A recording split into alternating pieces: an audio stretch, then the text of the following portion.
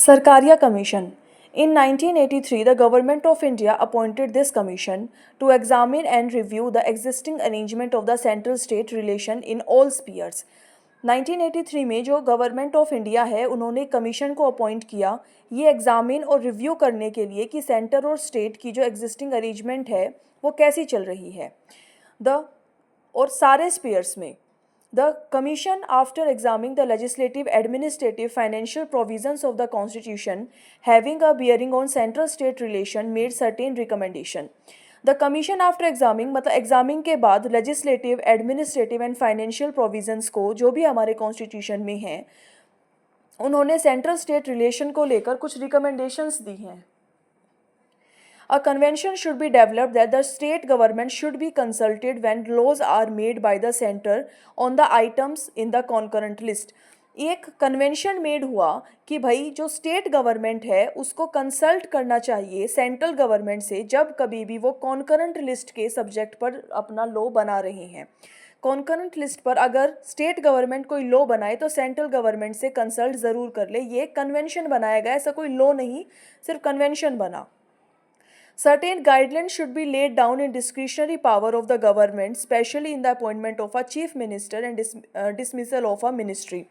कुछ गाइडलाइंस बनाई गई कि भाई ऐसा डिस्क्रिशनरी पावर्स के ऊपर जो गवर्नर के पास होती हैं चीफ मिनिस्टर के अपॉइंटमेंट को और मिनिस्ट्री को हटाने के लिए जो गवर्नर के पास डिस्क्रिशनरी पावर्स होती हैं उस पर कुछ गाइडलाइंस बनाई गई सरकारिया कमीशन के द्वारा.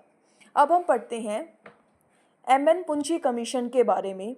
This commission set up by UPA government in 2007 and its give its recommendation in 2010. They recommendation are as follows.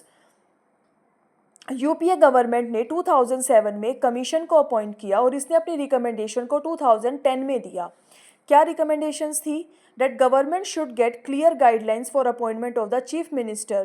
भाई गवर्नर को एक क्लियर गाइडलाइंस दी जानी चाहिए कि अपॉइंटमेंट ऑफ चीफ मिनिस्टर को लेकर so that he does not misuse his discretionary power in the context कि भाई वो अपनी डिस्क्रिशनरी पावर का जो है मिसयूज़ ना करे जब वो चीफ मिनिस्टर को अपॉइंट करते हैं तब.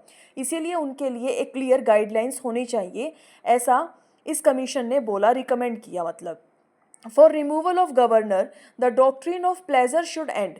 जब गवर्नर के रिमूवल को लेकर जो प्रेसिडेंट का प्लेजर होता है उस डॉक्ट्रिन को भी हटाना चाहिए. And governor should not be removed by the central government. और गवर्नर को सेंट्रल गवर्नमेंट के द्वारा नहीं हटाना चाहिए.